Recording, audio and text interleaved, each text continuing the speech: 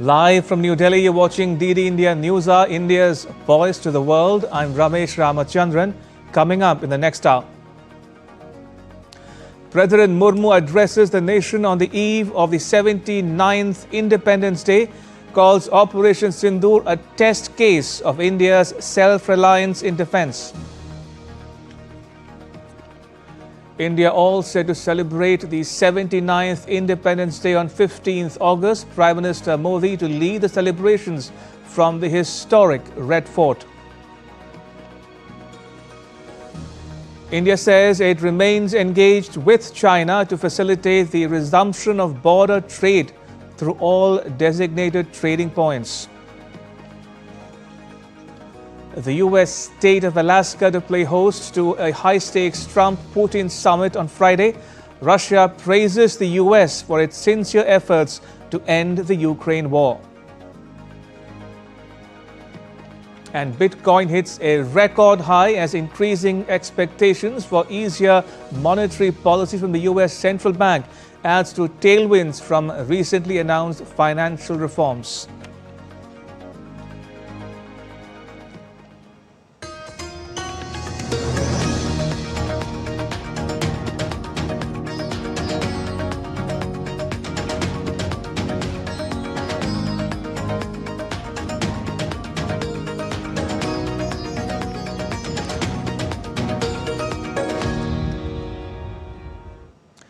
President Draupadi Murmu addressed the nation on the eve of India's 79th Independence Day. She praised the country for sailing through diverse challenges and highlighted the nation's efforts to be the fastest growing economy of the world while focusing on national interest and security. I extend my heartiest greetings to all of you on the eve of Independence Day. President Draupadi Murmu addressed the nation on the eve of India's Independence Day. The president underlined that India is the oldest republic in the world and is rightly acknowledged as the mother of democracy. Underscoring country's achievements from economy to defense and in multiple other sectors, the president said that with a GDP growth of 6.5% and rising exports, India is the fastest growing economy in the world. With a GDP growth rate of 6.5% in the last fiscal, India is the fastest growing among the major economies in the world. Even amid stress in the global economy, demand at home is pacing ahead. Inflation has remained under control. Exports are rising. All key indicators show the economy in the peak of health. President also highlighted the strides of success India is making in poverty reduction. Large number of people have been pulled out of poverty through good governance. The government has been running a series of welfare initiatives for the poor and also for those who have risen above the poverty line but are still vulnerable, so that they do not fall below it again. Referring to inauguration of rail link in Kashmir Valley, President said it's a major accomplishment which will boost trade and tourism in the region and open new economic possibilities. Citing Ayushman Bharat, the largest healthcare scheme of its kind in the world, the President noted that India is witnessing a paradigm shift with various initiatives in the healthcare sector. As India aspires to be a global AI hub by 2047, President said that the government remains focused on making the best use of the advances in technology for the common people. President said that Shubhanshu Shukla's space journey to the International Space Station has inspired a whole generation to dream bigger. She also highlighted that the youth today are achieving remarkable strides in the sports sector. During her address, the President not only strongly condemned the Pahalgam terror attack, but also hailed India's armed forces and its decisive response in the form of Operation Sindoor. Killing innocent citizens on holiday in Kashmir was cowardly and utterly inhuman. India responded in a decisive manner and with steely resolve. Operation Sindoor showed that our armed forces are prepared to meet any eventuality when it comes to guarding the nation. She also noted that Operation Sindoor was a test case of the Atmanirbhar Bharat mission in the defense sector, which proved that India is on the right path. Operation Sindoor was also a test case of the Atmanirbhar Bharat mission in the defense sector. The outcome has proved that we are on the right path. Our indigenous manufacturing has achieved the critical level that makes us self-sufficient in meeting many of our security requirements. With a special mention to the soldiers guarding India's borders and the police as well as Central Armed Police Forces, President extended her greetings to every citizen, members of judiciary and the Indian diaspora abroad. Bureau Report, DD India. So India is all set to celebrate its 79th Independence Day with pride and grandeur. From the historic Red Fort, Prime Minister Modi will lead the nation towards the vision of a developed nation by 2047. Operation Sindoor's success, vibrant NCC formations and the spirit of New India will shine through at Gyanpath. With tight security and special arrangements, this celebration marks a bold step towards a brighter and developed India. India is all set to celebrate its 79th Independence Day on August 15th, with Prime Minister Narendra Modi leading the celebrations from the Red Fort in New Delhi. The event will highlight the government's vision of Viksit Bharat by 2047, a developed India with the theme Naya Bharat or New India. The success of Operation Sindoor will be celebrated during the Independence Day celebrations. The view cutter at Gyanpath will feature the Operation Sindoor logo and floral decorations will reflect the operation's theme. As part of the celebration, 2,500 NCC cadets and My Bharat volunteers will form the Naya Bharat logo at Gyanpath.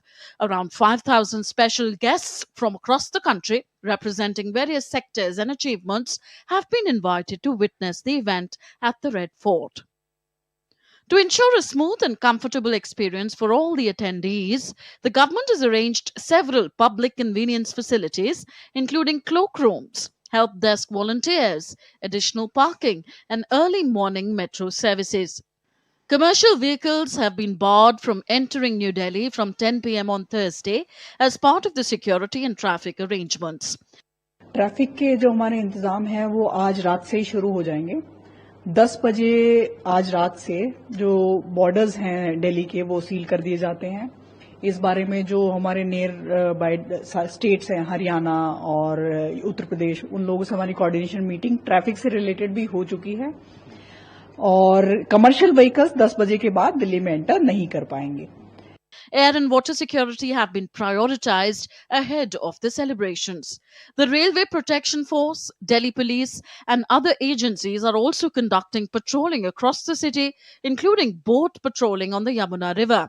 The 79th Independence Day celebration stands as a proud symbol of a secure, prosperous, and bold new India, marching confidently towards its vision of a developed India by 2047. Bureau Report, DD India. This Independence Day be a part of history. For the first time since 1947, the Prime Minister's address from the Red Fort will be in breathtaking 4K Ultra HD. Feel every word, see every detail only on Waves OTT. Download the Waves app now.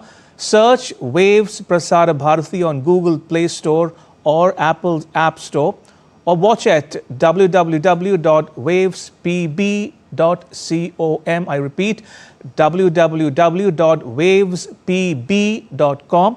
Now, this 15th August, join the nation in celebrating freedom in the clearest, most vivid broadcast ever, only on Doordarshan and Waves OTT. In some other news, India's Ministry of External Affairs said that New Delhi has remained engaged with Beijing to facilitate the resumption of border trade through all the designated trading points, namely Lipu Lake Pass in Uttarakhand, Shipkila Pass in Himachal Pradesh and Nathula Pass in Sikkim.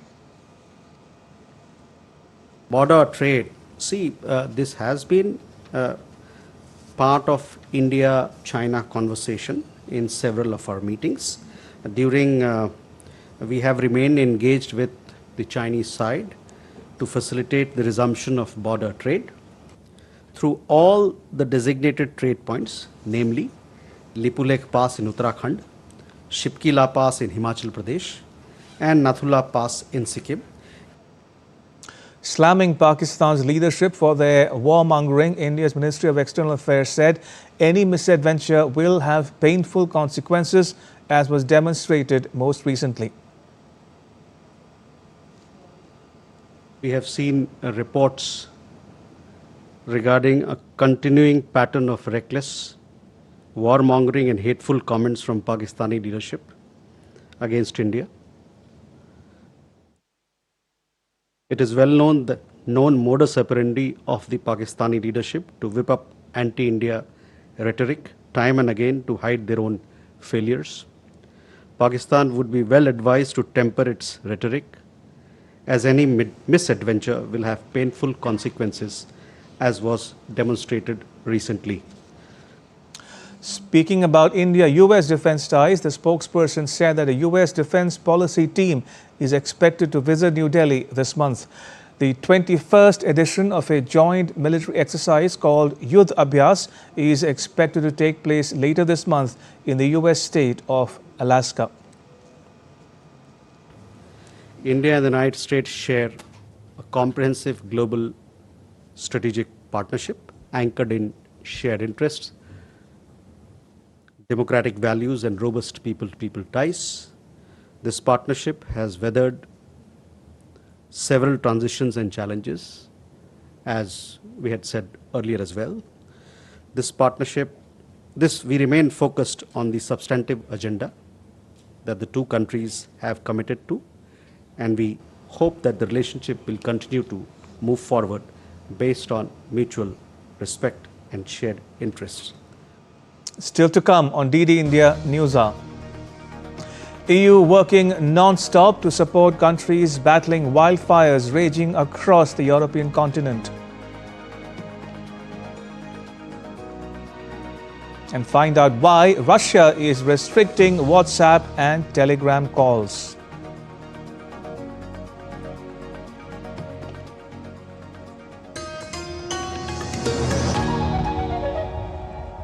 Can the US launch a bombing campaign against Iran? The Philippines vessel suffered structural damage. The saga of child sexual abuse is the United States China's debt trap strategy. Truth is stranger than fiction. But sometimes hard to uncover.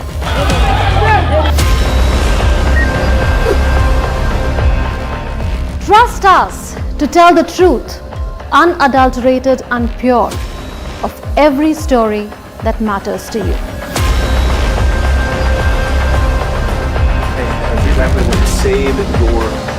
You read between the lines, cut the clutter, and connect the dots to get you the full picture. Watch Connecting the Dots at these times with me, only on DD India.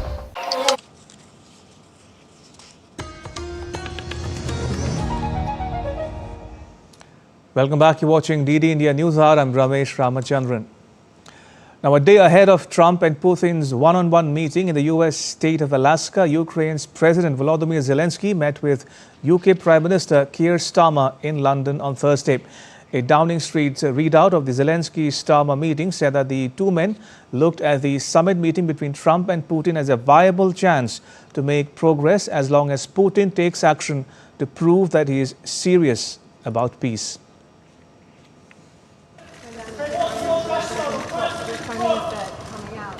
Ukrainian President Volodymyr Zelensky met with UK Prime Minister Keir Starmer in London on Thursday in a strong show of support on the eve of a key US-Russia summit from which Kiev and its European allies have been excluded.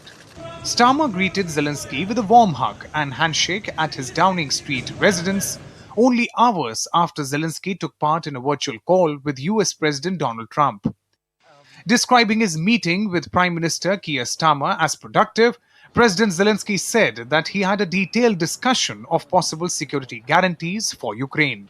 He added that the leaders also touched on investment in Ukrainian drone production.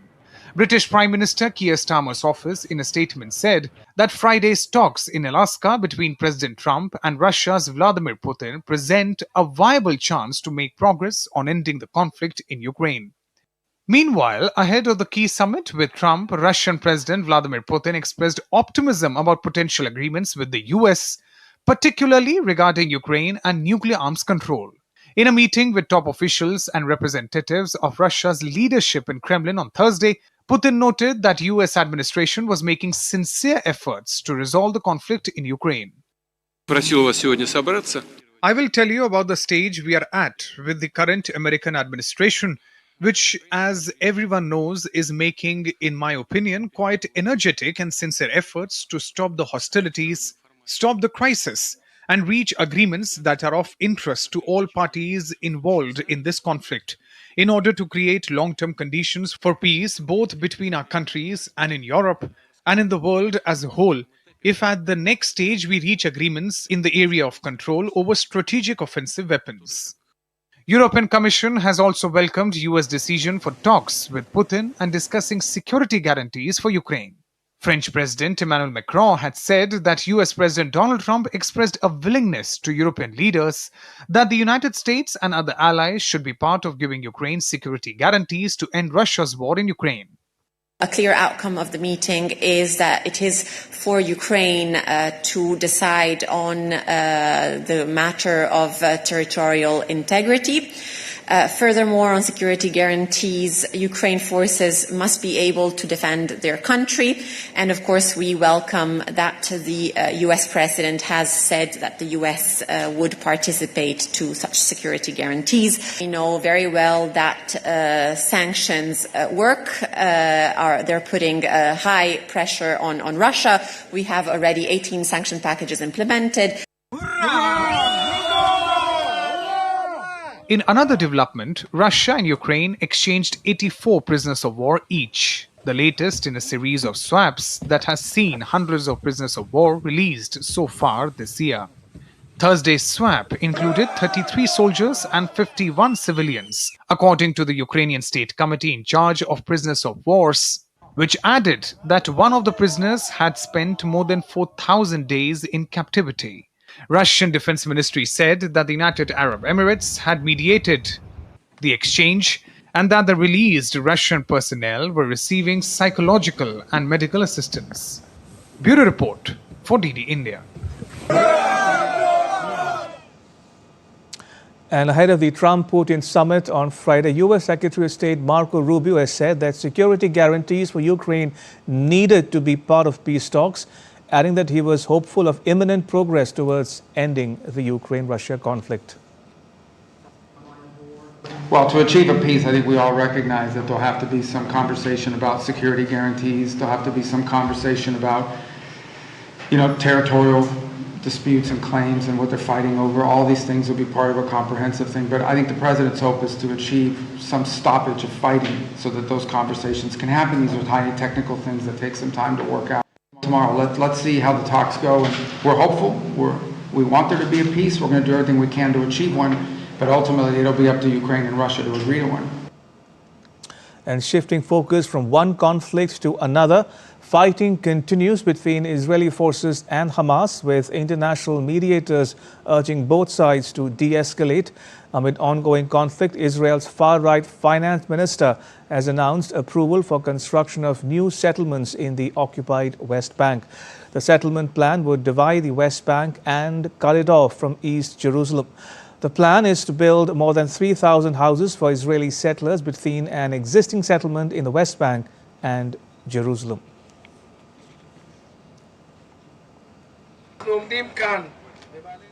We stand here in Male Ad-Mumim and clearly announce the seal has broken. The E1 plan is hitting the road. For over 2 decades, we were told soon it's coming, right after the elections. And today, we are finally fulfilling the promise and connecting Male and Mumim to Jerusalem, our one and only capital. A strategic, security, and demographic connection that ensures our united capital for generations to come. In some news from Russia now, Russia has started restricting some Telegram and WhatsApp calls, accusing the foreign-owned platforms of failing to share information with law enforcement in fraud and terrorism cases. Russia's Digital Development Ministry said that Telegram and WhatsApp had ignored repeated requests to take measures to stop their platforms from being used for activities such as fraud and terrorism. It said that the blocking measures, which extend only to calls, would be lifted should the platforms comply with Russian law. President Vladimir Putin has authorized the development of a state-backed messaging app integrated with government services. Telegram said that it was resisting calls for violence and fraud on its platform and that moderators were using AI tools to monitor public parts of the platform to remove millions of malicious messages every day. Meanwhile, WhatsApp accused Moscow of trying to block millions of Russians from accessing secure communication after calls on the messaging app were restricted. WhatsApp said late on Wednesday, and I quote, "WhatsApp is private, end-to-end encrypted and defies government attempts to violate people's right to secure communication, which is why Russia is trying to block it from over 100 million Russian people," unquote. Shifting focus to India now, a massive cloudburst on Thursday triggered a flash flood in the Chosti area of Kishtwar in Jammu and Kashmir. An annual pilgrimage to the Machel Mata shrine has been suspended. Rescue teams have been deployed and efforts are underway to provide all possible assistance, including medical management and potential airlifting of injured individuals via helicopter, though weather conditions are a concern. Prime Minister Modi took to social media platform X and expressed grief over the incident. He wrote, "My thoughts and prayers are with all those affected by the cloudburst and flooding in Kishtwar, Jammu and Kashmir. The situation is being monitored closely. Rescue and relief operations are underway. Every possible assistance will be provided to those in need."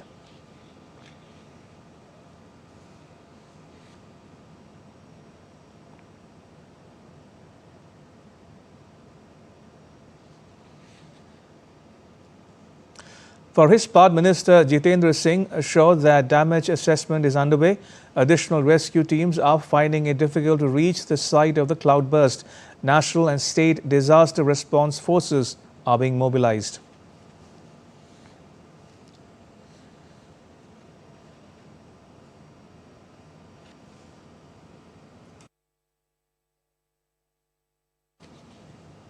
There has been a massive cloudburst in the area which he represents, which also happens to be possibly the route of the very popular Machel Yatra, which takes place over there during this part of the year.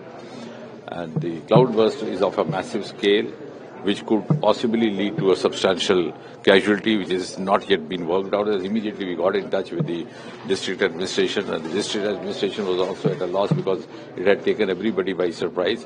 They have already started moving towards the site, because the site is also difficult as far as the topography and the geographical situation and geographical location is concerned. The rescue teams have already swung into action. Very soon we'll get more details. My office, we are all in touch with each other. But every possible assistance will be provided, whatever required, even including the medical management. And if there are certain injured who need to be shifted out, the administration will also make arrangements of airlifting through the helicopter, which is of course subject to the weather conditions. The DIG of Doda Kishtwar Ramban Range, Sridhar Patil, urged people not to panic and to contact helpline numbers for any information about missing relatives. जो police control room के number से उन numbers पे call कीजिए और police को बता दीजिए, अगर कोई लापता मिसिंग अगर है तो बता दीजिए, ताकि हम आपके जो परिजन हैं, आपके फैमिली के मेंबर्स हैं, उनको आपके तक पहुंचा सकें. Right, my colleague Kailash now joins us from Kishtwar for more. Kailash, did you have an update for us about the situation now in Kishtwar? Yes, unfortunately, today early 11 a.m., a cloud burst hit Choti village in a sub-division border of district Kishtwar, in which many residential house damaged, along with the pilgrims who come different areas of Jammu and Kashmir and India to visit Machel Mata Yatra. And this Yatra is very popular in Jammu and Kashmir because it's the third biggest largest of the Jammu and Kashmir. Right now, I am present here in District Hospital Kishtwar, where more than 70 critical injured patients admitted, in which 24 refer for better treatment for Jammu. Many of leaders and officials of district administration in Jammu Kashmir visit Kashoti village along LOP Jammu and Kashmir Sunil Sharma with the MLA sitting Kishtwar Shogun Parihar and DC Kishtwar SSP Kishtwar. Few hours ago, DIG DKR Sridhar Patil visit hospital and meet with the injured patients. And he also appealed the people not to panic. They are with affected families. And the rescue operation is still going on in the area. Right. Talk to us a bit more about the rescue and relief operations, Kailash. How are they coming along? Yes, a rescue operation is still going on, which was started from today, 11 a.m., in which SDRF, NDRF, Indian Army, Jammu and Kashmir, all jointly working in the area for better rescue. Also, along with different government agencies, local organizations such as RSS, ABUP working in the area, and ABUP voluntary donate 12 points blood in the district hospital Kishtwar, also helping the administration to shift critical injured patient from ambulance to inside hospital and distributes water items among the affected families. All right, we'll leave it there. Kailash, thank you for that update. Appreciate it. Kailash now reporting there from Kishtwar. Now, extreme weather is wreaking havoc across the globe as well, from deadly wildfires sweeping through parts of Europe and Canada to heavy monsoon rains across regions of India. DD India's Soumya Raj Dwivedi has more. Sun sets, but firefighters continue to combat high flame for the second consecutive day at the outskirts in western Greece. In Greece, nearly 5,000 firefighters, 30 water-bombing aircraft, and Coast Guard vessels are battling flames amid strong winds and extreme heat. The fire tore through forests, olive groves, and industrial areas, disrupting road and train traffic. A part of the fire front had crossed from above the national highway towards the sea, but I didn't know it was actually here. It appeared to be further away. I couldn't imagine the fire would actually get as far as here. Spain is also severely affected by wildfires. It has also requested EU aid, including water-bombing planes, to fight multiple blazes. Over 6,000 people from 26 localities have been evacuated. 3 firefighters also died this week battling the fires. Several regions of Portugal and the Balkans are also battling intense blazes. Portugal has deployed 2,100 firefighters and 20 aircraft to tackle 5 major wildfires. Wildfires have also stretched emergency services in Albania and Montenegro. European Union on Thursday said it is working non-stop to support countries battling wildfires. Topic on the forest fires, we continue basically non-stop to work on the support of affected countries in this time. In North America, Canada is experiencing its second worst wildfire season on record. Over 700 wildfires are active, with 161 out of control. Thousands are under evacuation orders across nearly every province and territory. Moving to Asia, in Hong Kong, Typhoon Podul passed by, dumping heavy rain and disrupting daily life. The downpour forced the closure of schools and hospital services across many areas. In India, continuous rains have led to severe waterlogging in Delhi and several parts of northern region, promoting the Indian Meteorological Department to issue a red alert for the day. IMD predicted that the national capital will witness rain until August 19. For Uttarakhand, an orange alert has been issued, with the state expected to experience heavy to very heavy rainfall until Tuesday. The Telangana government has ordered the closure of all schools in 5 districts following a red alert issued by the IMD. Soumya Raj Dwivedi's report for DD India. On the eve of India's Independence Day, President Draupadi Murmu has approved 127 gallantry awards and 40 distinguished service awards for personnel of the armed forces and central armed police forces. The gallantry awards include 4 Kirti Chakras, 15 Veer Chakras, 16 Shaurya Chakras, 2 Bar to Sena medals, 58 Sena medals, 6 Nau Sena medals, and 26 Vayu Sena medals. The Distinguished Service Awards comprise 7 Sarvottam Yuddh Seva medals, 9 Uttam Yuddh Seva medals, and 24 Yuddh Seva medals. Also, 290 personnel have been recognized with mention in dispatches, including members of the Indian Army, Navy, Air Force, and the Border Roads Development Board.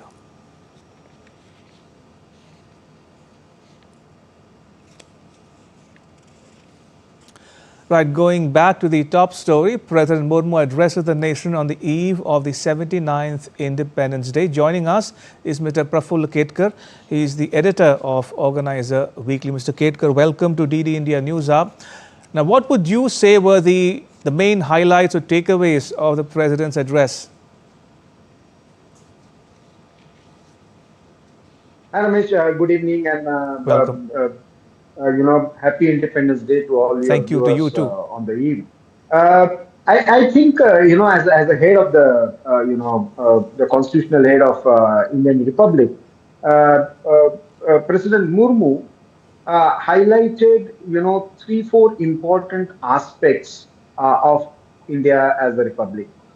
First of all, she highlighted the edifice of our democracy. Many naysayers were expecting that, we would not survive as a democracy, but the way we have, made significant achievements as far as the democratic practices, democratic institutions are concerned. We have become a sort of model for other countries.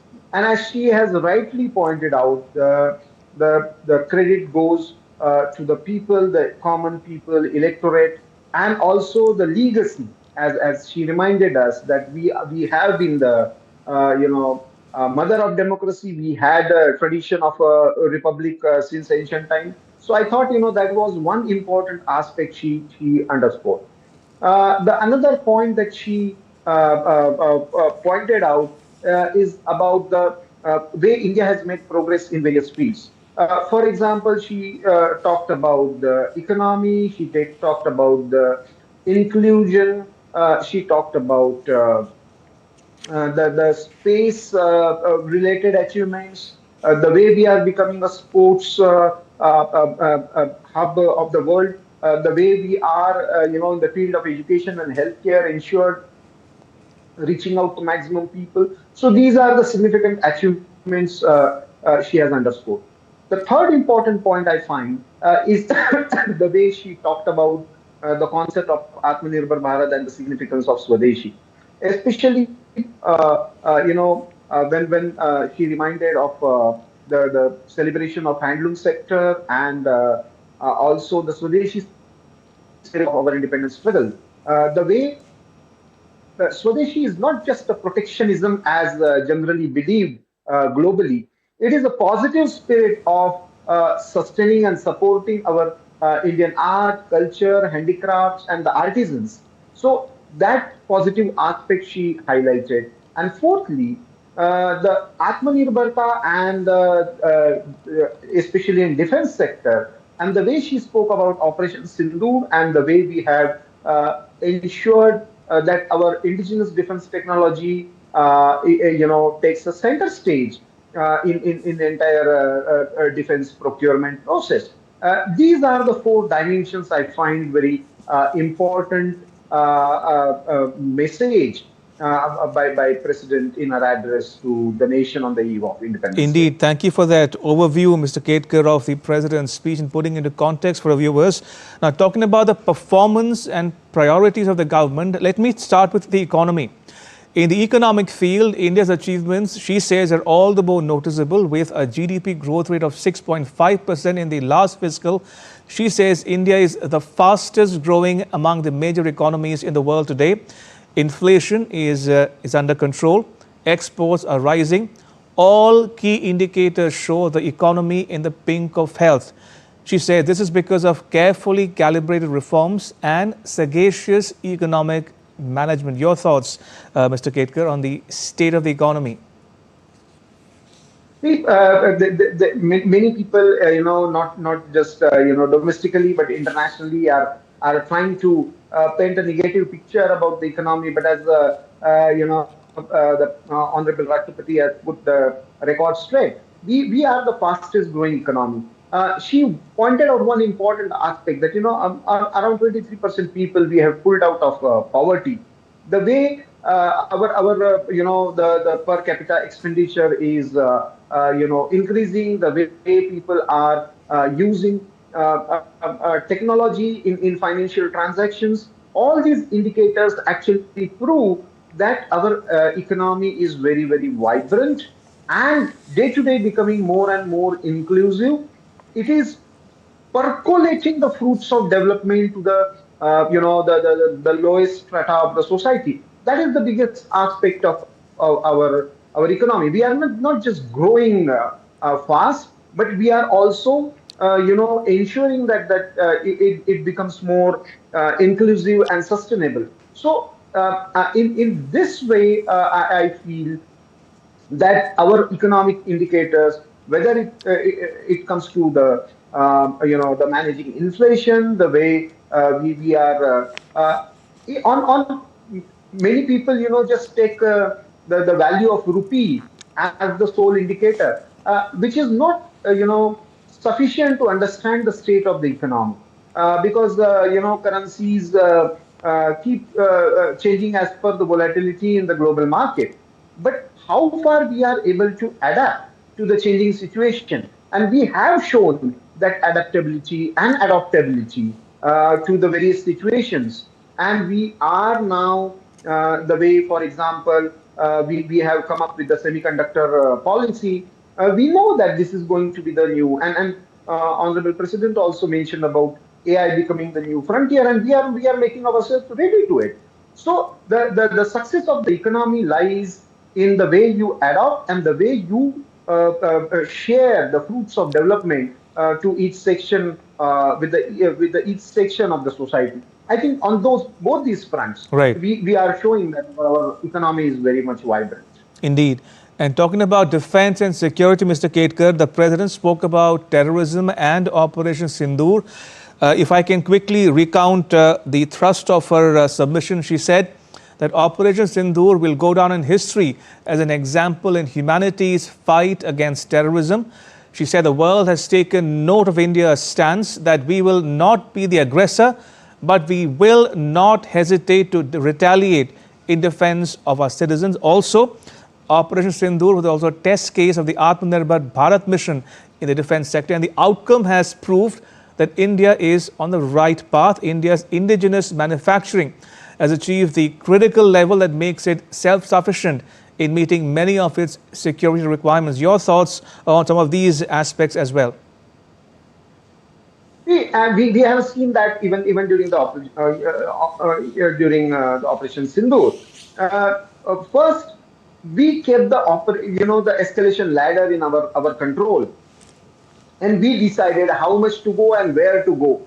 The way precision strike was used, the way technology was used to hit the precise target and the terror camps, that displayed India's advancement in the defense infrastructure. That also showed the way we have used whether S-400, whether BrahMos, whether Aka, all these things were indigenously developed. Some things are jointly developed as a venture, but most of things are technologically indigenously made. which has led to the increase of demand for Indian equipments even on the global stage. So from being a net importer of the defense products, now we have become we are trying to become defense products exporters. So that is a great change. Operation Sindoor also shown that when it comes to fight against terrorism, our policy is straightforward. Terrorism is non-negotiable. We are going to fight out terror sponsoring by any state on Indian soil. Our stand on terrorism has been consistent. That trade and talks, terrorism and trade cannot go together. Terrorism and talks cannot go together. And now we have clearly said that any act of terror will be considered as an act of war. While putting in Indus Water Treaty in abeyance, we have also said that blood and water cannot flow together. So our policy is now very comprehensive, and it has taken a doctrinal shape now.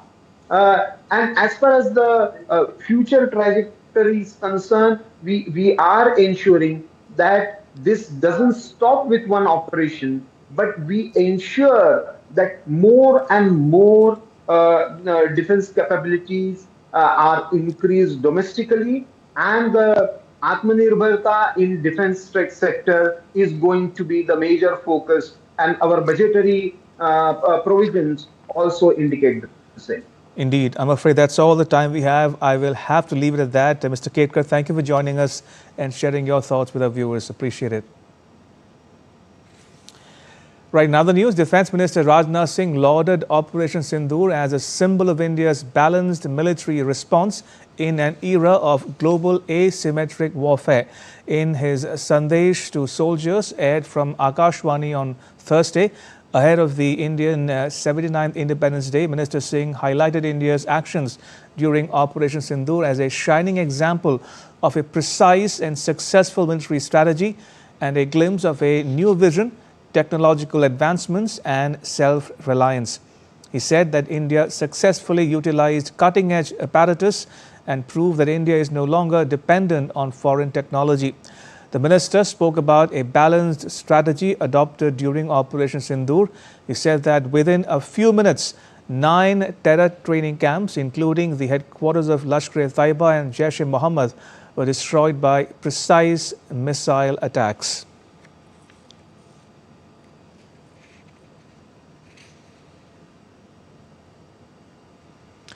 Indian Navy ships INS Jyothi and INS Rana reached Sri Lanka's capital Colombo on Thursday to take part in the 12th edition of the India-Sri Lanka bilateral maritime exercise called Slinex 2025, scheduled to take place till 18th of August. Sri Lanka will be represented by advanced offshore patrol vessel SLNS Vijayabahu and offshore patrol vessel SLNS Sayura.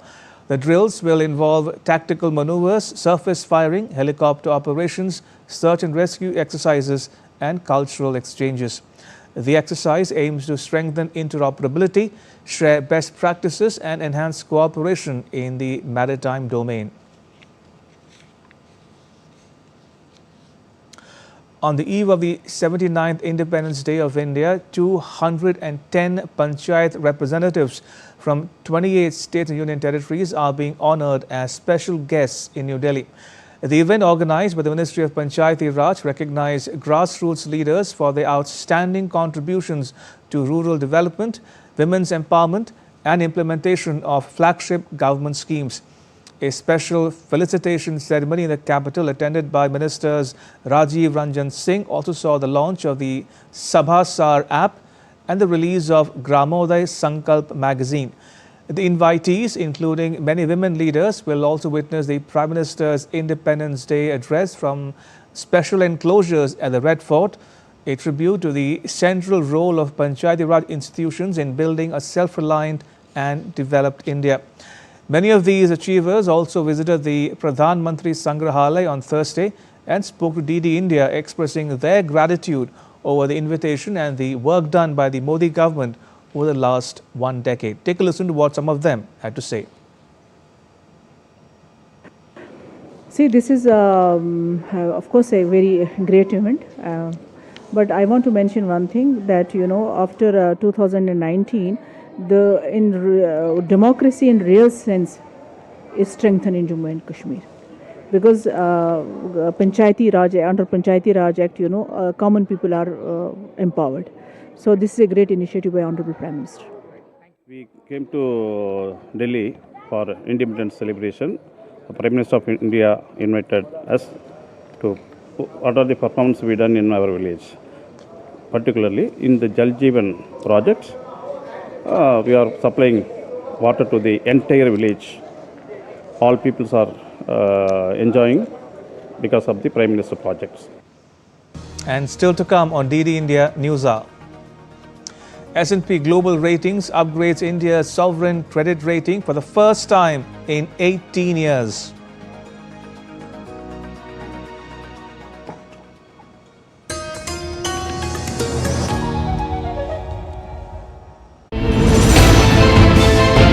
Geopolitics and trade deals. Economic challenges amid development. Hard work and the path to prosperity. It's the economy always. Between walkers, money is what money does and says. Supply creates its own demand. Between the bulls pulls and bears tears. When supply chains globalization and India rises to the podium. We'll get you centered with the economic brief at 8 p.m. every Thursday on DD India.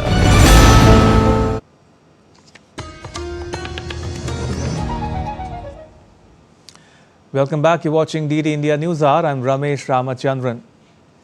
In Nepal, the newly appointed Vice Chancellors of 4 health science academies took the oath of office and secrecy today before the Prime Minister. Nepal's Prime Minister KP Sharma Oli has recently appointed Vice Chancellors to the BP Koirala Institute of Health Sciences in Dharan, the Patan Academy of Health Sciences, the Pokhara Academy of Health Sciences and the Karnali Academy of Health Sciences. The ruling Nepali Congress and the CPN-UML had agreed to share the vacant Vice-Chancellor positions in the 4 institutions equally between themselves.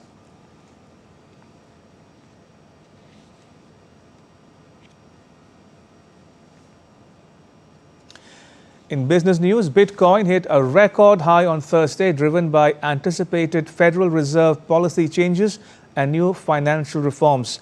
The world's largest crypto asset by market capitalization climbed to $124,002.49 in early Asia trading, surpassing its previous peak hit in July. On the day, the second largest crypto token, Ether, hit $4,780.04, the highest level since late 2021. Bitcoin has risen nearly 32% so far in 2025 on the back of long-sought regulatory wins for the sector following President Donald Trump's return to the White House.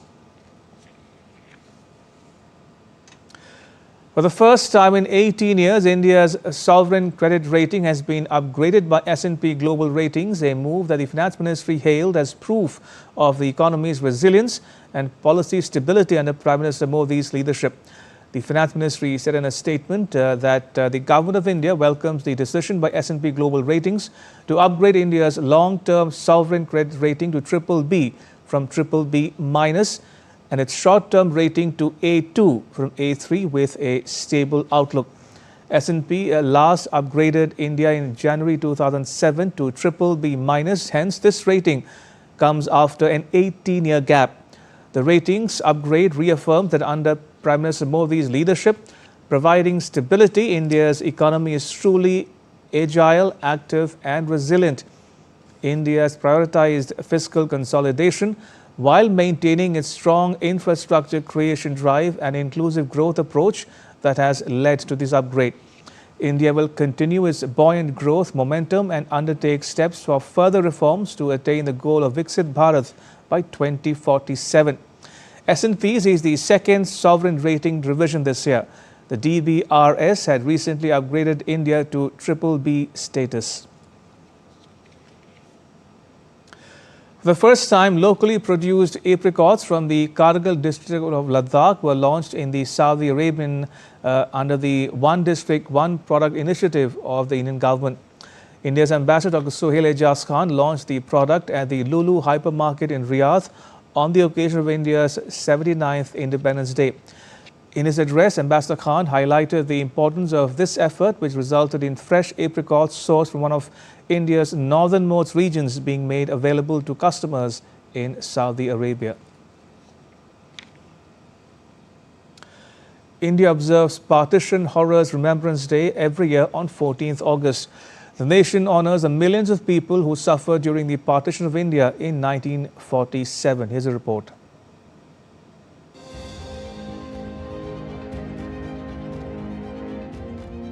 August 14th, 1947. A day etched in history not only as the birth of two nations, India and Pakistan, but also the beginning of one of the most painful chapters in human memory. On this day, India remembers millions whose lives were torn apart by the partition of India. Indians honor the resilience of those who endured unimaginable suffering during the division of British India. Declared in 2021, this day is a solemn tribute to the victims of one of the largest mass migrations in history. अब से हर वर्ष 14 अगस्त को विभाजन विभीषिका स्मृति दिवस के रूप में याद किया जाएगा। जो लोग विभाजन के समय अमानवीय हालात से गुजरे, जिन्होंने अत्याचार सहे, जिन्हें सम्मान के साथ अंतिम संस्कार तक नसीब नहीं हुआ, उन लोगों का हमारी स्मृतियों में जीवित रहना भी उतना ही जरूरी है। After this announcement by India's Prime Minister, Partition Horrors Remembrance Day is observed annually on August 14 in India to commemorate the victims who suffered during the partition of India in 1947. The goal is to educate, to reflect, and to ensure that such horrors are never repeated. So let's understand in details what actually happened during India's partition. On February 20, 1947, British Prime Minister Clement Attlee announced in the House of Commons that the government had decided to leave India by transfer of power before June 30, 1948. However, the entire process was expedited by Lord Mountbatten a year earlier. Mountbatten returned to New Delhi on 31st May 1947 with approval for the transfer of power from London. The plan of partition was broadly agreed upon in the historic meeting on June 2, 1947. The Indian Independence Act 1947 received royal assent and came into force on 18th July 1947. This act implemented the Mountbatten Plan for the independence and partition of India. India attained its freedom from British rule on the 15th of August 1947, which is celebrated as Independence Day each year in India. The partition caused amongst the largest migrations in human history, affecting about 20 million people. Millions of families had to abandon their ancestral villages, towns, cities, and were forced to find a new life as refugees. The divide and rule policy of the British strategically seeded the roots of communalism in India and was later cultivated by Jinnah and the Muslim League. With his policy of the two-nation theory, which was the prime reason for the creation of Pakistan, the partition of India is a story of violence, cruelty, rape, torture, unprecedented human displacement, and forced migration. It is a story in which millions sought new homes in environments that were alien and resistive. Partition Horrors Remembrance Day is not just about looking back. It's about building bridges between communities, generations, and nations. Bureau Report, DD India. As part of India's Independence Day 2025 celebrations, the Har Ghar Tiranga Yatra received enthusiastic participation nationwide. In Chandigarh, the Har Ghar Tiranga rally was organized by the Chandigarh Police. Highlighting the spirit of patriotism, the tricolour was hoisted on police vehicles and PCR guards. Bengaluru rural MP Dr. C.N. Manjinath hoisted the tricolour on the roof of his house. His wife and common people were also present on the occasion. Talking about Har Ghar Tiranga, he said this is a commendable initiative of the Prime Minister. In a vibrant display of patriotism ahead of the 79th Independence Day, the country has been illuminated in the colours of the national flag, with government buildings and public spaces adorned in saffron, white and green. In Jammu and Kashmir's Srinagar, landmark locations such as the iconic Ghanta Ghar at Lal Chowk turned into dazzling displays, drawing hundreds of visitors.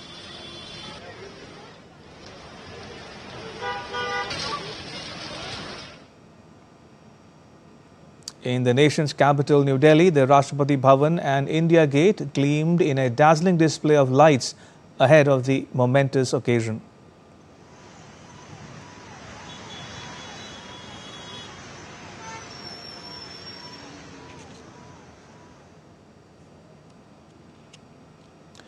In Uttar Pradesh, government offices and administrative buildings were seen in coloured lights, which included the shades from the Indian national flag.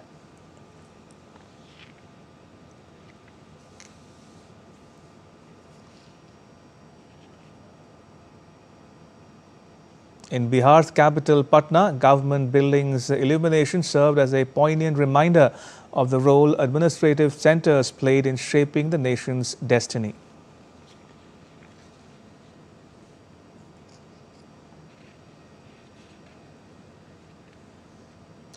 And that's all for this edition of DD India Newshour. Let us know your thoughts on the news of the day. You can get the latest news and updates on the DD India mobile app. It's available on both Android and iOS platforms. Scan the QR code that is now on your screen to download it. We'll be back with more news as it breaks here on DD India. I'm Ramesh Ramachandran. From all of us here in New Delhi, thanks for watching DD India Newshour.